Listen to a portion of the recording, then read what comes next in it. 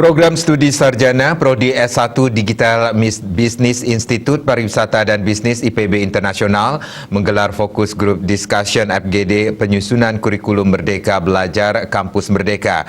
Penyusunan kurikulum tersebut melibatkan pelaku industri pariwisata, akademisi pariwisata, asosiasi pariwisata dan pemangku kepentingan terkait.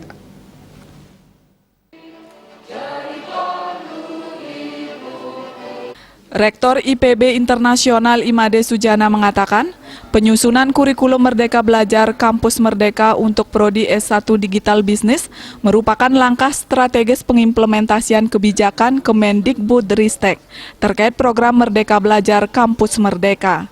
Program ini memperbolehkan mahasiswa untuk mengambil mata kuliah lain di luar programnya, baik di kampus tempatnya menuntut ilmu maupun kampus lainnya, serta bahkan di industri selama 2 semester. Tujuannya adalah agar ke depan mahasiswa tidak hanya fokus satu bidang ilmu, tetapi juga memiliki keahlian ilmu dan keterampilan lainnya.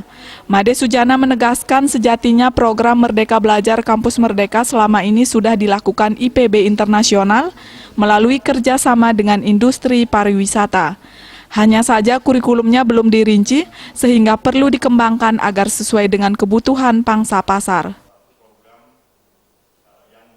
Masing-masing prodi itu kita coba revisi kurikulumnya karena sekarang ada kebijakan baru dari pemerintah, dari Kementerian Kebudayaan dan sekarang itu kebudayaan, sekarang itu bergabung dengan Ristek ya, bahwa kebijakan ini adalah Merdeka Belajar Kampus Merdeka.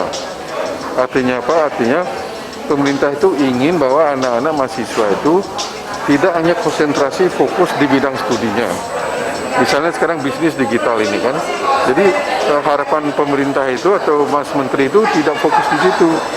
Jadi boleh mahasiswa itu diberikan kebebasan untuk memilih selama 2 semester itu adalah kuliah misalnya bidang studi yang lain atau mata kuliah yang lain.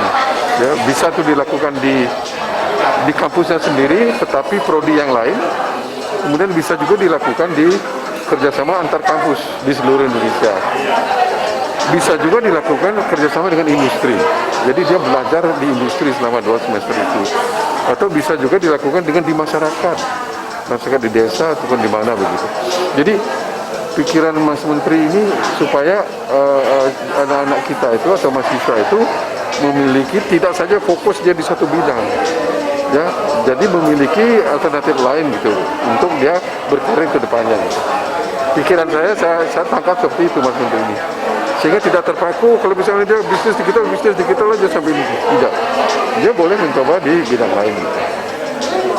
Itulah sebabnya sekarang kurikulum ini kita revisi. Kita mencoba mengundang teman-teman industri untuk minta masukan-masukannya.